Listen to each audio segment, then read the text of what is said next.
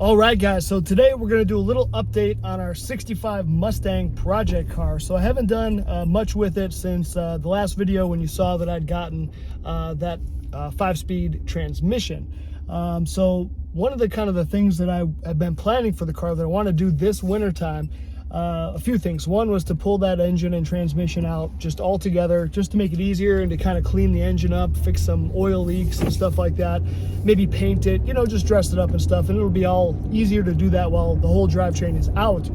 The other thing I thought about was, it's got the wire harness and stuff from the 80s foxbody that motor had come out of. A lot of that wiring looks crappy. And then I also eventually would like to add some kind of forced induction, probably just a simple single turbo setup. So I thought, well, I might as well upgrade to like a Holley Terminator system while the motor's out, and at least just get that all wired up, throw away the stock harness, do all that. And then while we're at it, why don't we just, go ahead and blow the budget and get a big old Holley Hi-Ram. And probably the hood will not fit, but it's going to look freaking awesome, so let's do it, right? Those were kind of the big plans for this year. Wasn't going to do a cam just because it's too expensive and just didn't make sense. So basically just clean it all up, Holley Hi-Ram, probably leave it naturally aspirated this year, do the Terminator, and then do a bunch of like interior stuff like sound deadening and then some chassis bracing underneath the car. So that was kind of the plan, but I was perusing Facebook and apparently someone else had a similar plan. So there was a guy on there who was planning to kind of drop a whole 302 with a Holley Hi-Ram. He already had a cam in it. It's got a road race oil pan. He's got some shorty headers for it, some BBK headers. And he was going to drop this into his 65 Mustang that I guess is like a road race setup car. So it kind of works out perfect. He even has another 5-speed transmission, and then a clutch, flywheel, some other stuff that I'll probably need, or at least I'll hang on to, because who knows if the transmission that I have is even good. So at least I'll have a second backup, and then I can just sell whichever one I don't use. But this thing's also a whole motor with aluminum heads as well. So it's going to be a great deal. I'm basically getting a whole motor that I could drop in or build. He's also throwing in a bunch of extra parts that he's collected, like a 347 stroker crankshaft. So I'm not sure I'll use that, at least not now, but if I ever want to maybe rebuild one of the motors like next winter, that could be a project, right? Do forged pistons, rods with 347 and then turbocharge it. So anyway, there's a whole bunch of stuff. He's even got an 8.8 rear end with the mini spool that maybe we'll pick up, but we'll see. But basically, since, this stuff's all used, it's all going to be a pretty good deal versus, buying a lot of this stuff new. I'm not sure. He's got that big stuff 3 ECU that's going to come with it. I'm not sure if I want to use that versus like the Holley Terminator.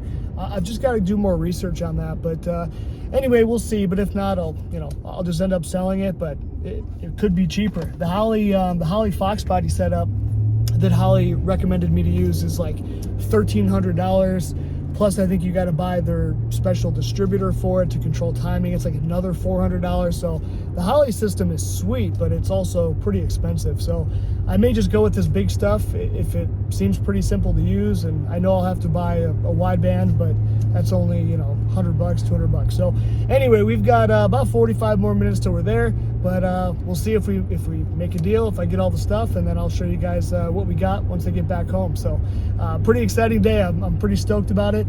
It's about 60 degrees here in Michigan. It's freaking December 16th, so it's pretty wild. But hopefully in the next few weeks, if we do get all this stuff, we can start pulling the motor out and start getting a whole bunch of more build videos on this vehicle. All right, guys, so Christmas has come early today. We just left that guy's house. We got a whole bunch of parts, even a bunch of extra stuff. So he did end up, let me close this window. He did end up throwing in that 8.8 rear end with the mini spool. What else did he give me? He even gave me some pedals, some factory 65 Mustang brake and clutch pedal assembly that we needed. So I got that too. Man, like a whole just treasure trove of stuff. Now it'll be, a big job of, working through it all and putting it all together. But yeah, anyway, I'll give you guys an update when I get home and I get all this crap put away. And I'll kind of do a little quick inventory and show you all the stuff we got. But I am super stoked. This is really going to help a lot. And what a coincidence, right? Local guy, just 45 minutes from my house, happened to be kind of having the same dream that I did, right? And he's kind of going a different route. He's actually, I think, going to be doing an LS swap instead of the 302, but pretty freaking awesome. All right, we made it home, so let's start going through some of the parts. I still have to unload all this stuff, but that's going to be a stock pressure plate from that transmission.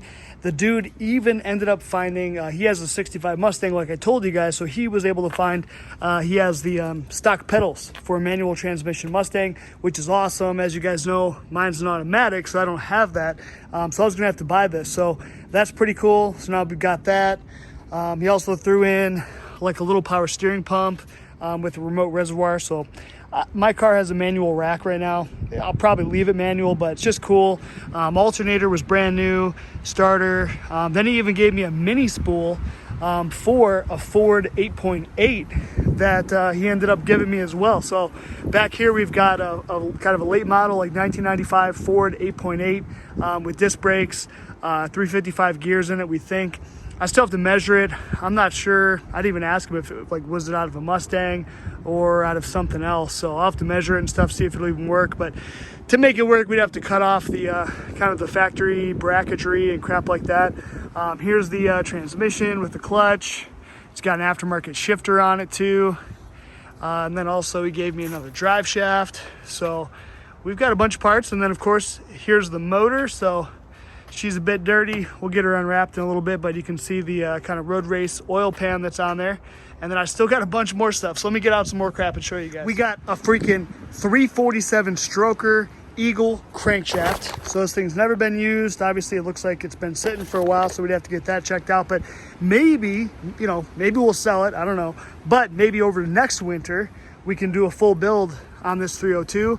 Or maybe mine, whichever one I end up using, you know, to put back in. But 347 build, we'll get some forged pistons, all that stuff.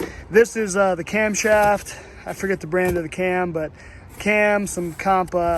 We got push rods, the springs. I think we got everything except for the lifters, because we'll have to measure and then order the lifters. And here's those comp rockers. Pretty cool. And here's the big stuff. ECU setup. So I guess this is like set up for a 302 or maybe set up for a foxbody. So looks, you know, I mean, obviously it looks in pretty good shape. Wiring looks nice. So yeah, we'll have to probably call Big Stuff, talk to him, find out. He was telling me that I might actually be able to send this ECU into Big Stuff, and then they reprogram it for, you know, 150 bucks, something like that, to be able to run coil on plug. And then you can just get that little, you know, little replacer thing for the distributor and just have full electronic ignition, you know, just like an LS would. So maybe that'll be cool, but I'm still not sure. I'm still up in the air. I'm going to call Big Stuff, talk to those guys, see what kind of support they'll give me, since, you know, I'm not actually buying it direct from them. I just bought it secondhand. So they may not really be willing to help me.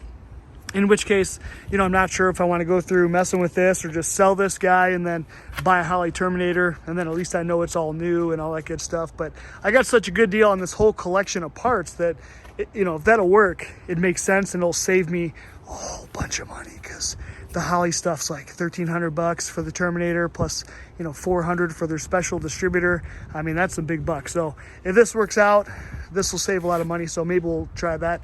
And before we get to the motor, because I got to figure out how the hell this is even going to come out of here, let me show you my favorite part. This is the whole reason we made this deal happen, boys. The Holley Hi-Ram for a 302. It's just, good Lord, it's just so freaking awesome. Now, okay, there's probably a 0.01% chance that she's going to fit under that hood, I'm guessing. So we might have to go hoodless. I don't really want to cut a hole, at least not in the middle of this thing. I was planning on already probably cutting a hole for the turbocharger. Hopefully that'd be like somewhere off to the side. We cut a little hole, got a little turbo action peeking out. That'd be cool. But I'm hoping maybe I can get the Holley Hi-Ram to fit and just have to notch some of the fiberglass underneath. But whatever, we'll find out when we get to that point. But dude, that thing, that's going to be sick. So, you know, again, this is a great deal. These things are like 800 bucks brand new by themselves. So, you know, I was able to get this whole setup, you know, aluminum heads, this guy, the whole transmission, all that stuff. I mean, well under the cost of buying all this crap new. So I think it's a pretty good deal. So, you know, if the engine runs and works, that's just kind of a bonus, right? So it's going to be pretty awesome. So let's take a quick little look at this little girl. Basically, it's just a stock, who knows, 100,000 mile 302. Dude bolted on some aluminum heads. These are some Flowtech 200cc, 202 intake, 160 exhaust, I think 64cc combustion chambers. The cool part too is these already have some AN fittings welded on these valve covers, so that's pretty sweet, especially go turbo, put a catch can on there, all cool stuff. It's got this road race pan. Probably it's not going to work. I'm not sure yet. We'll have to look, but that'd be cool if it did. Otherwise, it just needs to be cleaned up, painted. I think I'm going to put on an electric water pump. You know, we'll dress it all up, all that good stuff. But basically, the heads are going to have to be pulled off. It needs head gaskets. The heads aren't even bolted on. It's got a couple bolts holding them in there. So we'll have to clean it up and then make a decision. Are we going to go with this motor, or since we know this one's, you know, there's nothing wrong with it, just maybe we'll bolt everything on there and then use this one for the rebuild motor maybe next year, or just, you know, sell it. But we'll see. We'll find out. So, all right, let's get this thing in the garage. I tell you boys what, it is no joke unloading an engine out of your bed of your truck by yourself, dude. I literally just backed this baby up right to the back of the tailgate, had the little spider swinging down, grabbed my engine stand and just kind of rocked it, kind of clocked it in there, and then just grabbed that muff and just right to the ground. Good thing I work out, bro, because that was no joke.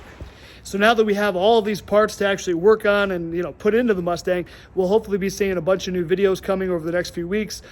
First things first, we'll probably start getting this whole drivetrain pulled out of here, and then we can start to figure out, you know, which engine we're going to actually assemble, whether it's this one, which we know runs and drives, you know, fine, doesn't leak oil, doesn't smoke, nothing like that, or maybe we just leave this one together and then we ended up building or, you know, assembling the other motor, and then we can just kind of sell this one if everything works out. But anyway, we'll have a bunch more videos to come, so look out for that, guys, and check around, look at some other videos, click the like and subscribe button, and we'll see you on the next one.